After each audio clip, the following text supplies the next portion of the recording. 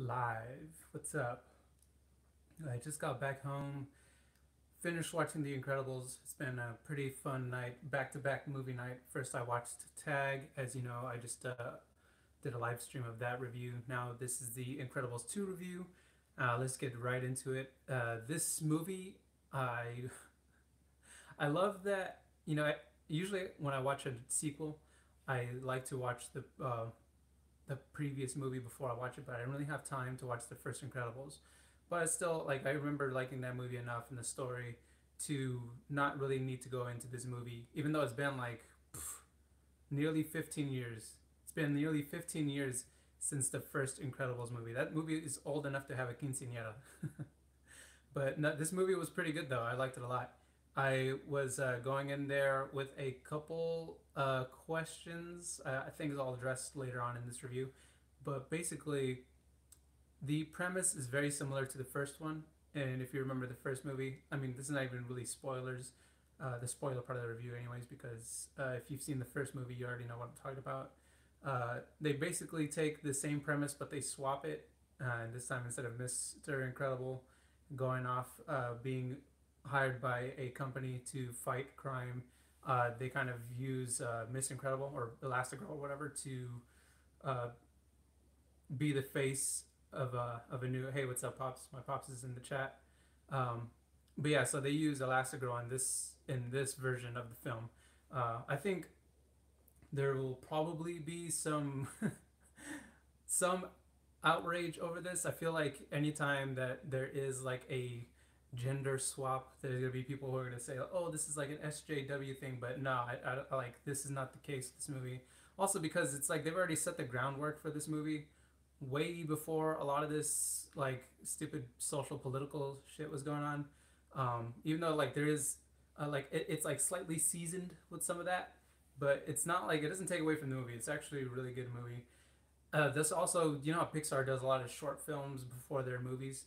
I uh, I liked the short film they made for this this Disney movie because when we went to go watch Coco, they did this short film with the Frozen crew, and that short film was so horrible. But the short film for the Incredibles movie was awesome. It was really cute, and it was like a really family orientated short film about this little Asian family. But anyways, yeah. So that's a little treat that you'll get to see when you watch Incredibles 2. So yeah, I think they're stepping up their game on the short films again. But anyways, back to Incredibles.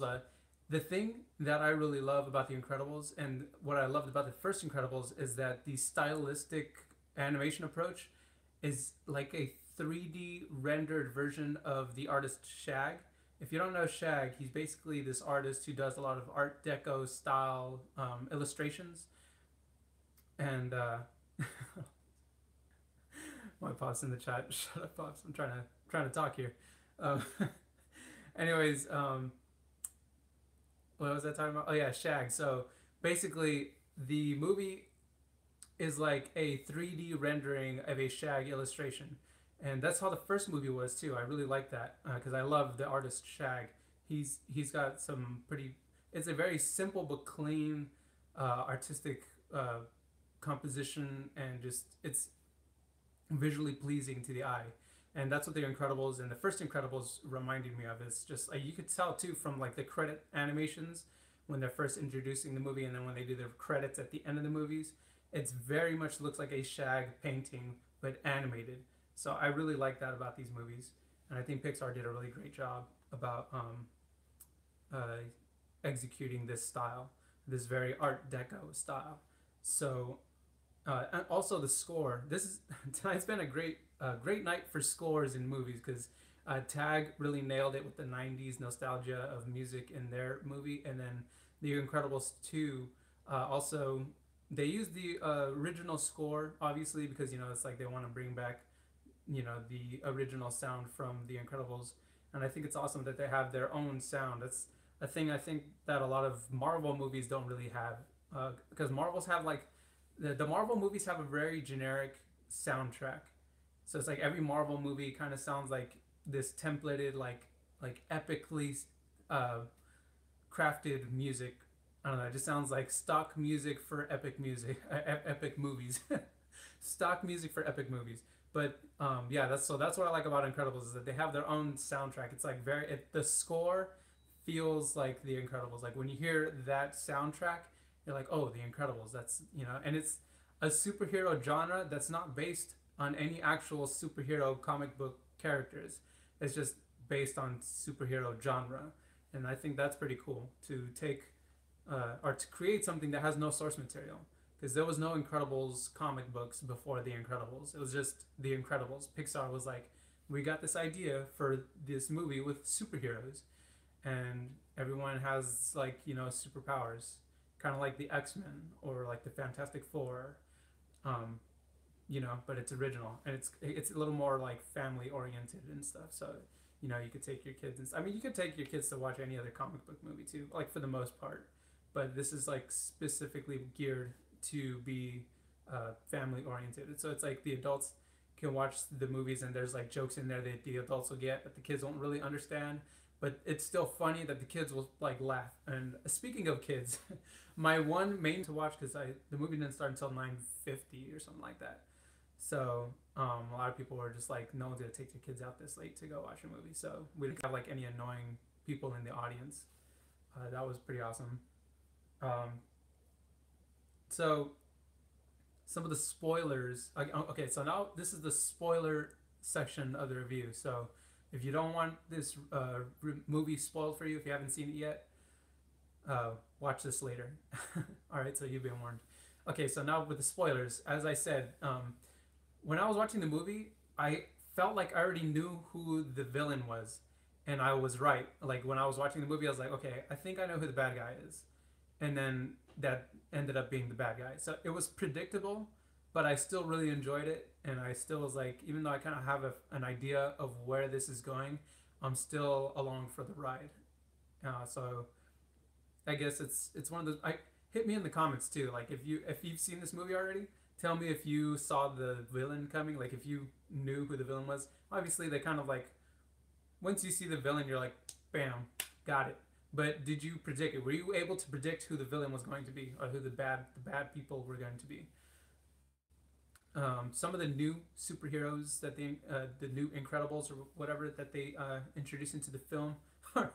um, there's one character in specific. I really liked her powers, but her character's design really just was kind of cringe. She kind of looked at like this modern day like I don't even want to say it. Anyways, she had the power to transport. She had the power to open portals in different throughout different time or not different times but different places. So like if I was here and she could open a portal like over here. So it's like you're looking this way, but it's actually coming in over here. I don't know if that makes sense. That was probably terrible. That was a terrible description. Anyways, but the Incredibles themselves, though, I remember in the first movie, Violet was my favorite Incredible character, and in this movie, she still is my favorite Incredible. And I think her powers, she kind of does a couple new tricks that I was like, oh, that's new. That's pretty cool. And Jack Jack, I think that's everyone is. I'm predicting obviously because Disney always makes like a cutesy character that all the kids and mainly like the kids love, and I think Jack Jack is going to be that character because Jack Jack didn't really get a lot of attention in the first film. They kind of hinted and teased the audience like, hey, the baby's got powers too, but we don't really know the full potential of the powers. And so going into this movie, I know a lot of people are expecting, or not expecting, but are wondering, what is Jack Jack going to do? What's Jack Jack's powers going to be? And you already know, like, he's kind of has like a few just from watching, the first movie. He like kind of turned into like a demon baby, and then he like could shoot like fire out of his or his whole body could become like a fire. I don't know, like, and then he he becomes like a fire, like a human, the Human Torch, like from what's it called? Fantastic Four. He's like the Human Torch, and then also he can teleport. So, but yeah, in this movie he does a lot more. Like you notice, like he's probably is the most incredible of the Incredibles.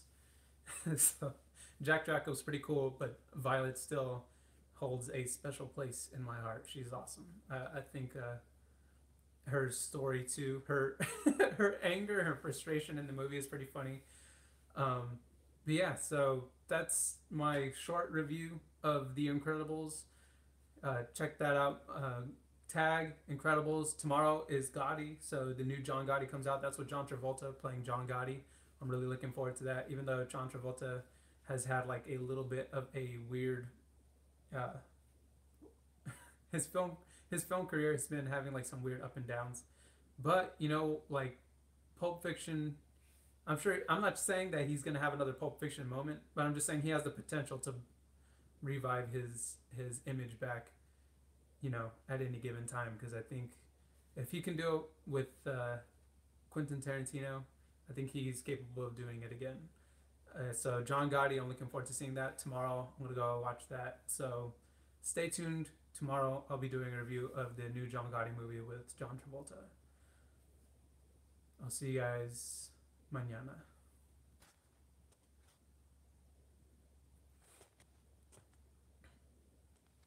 This thing doesn't end.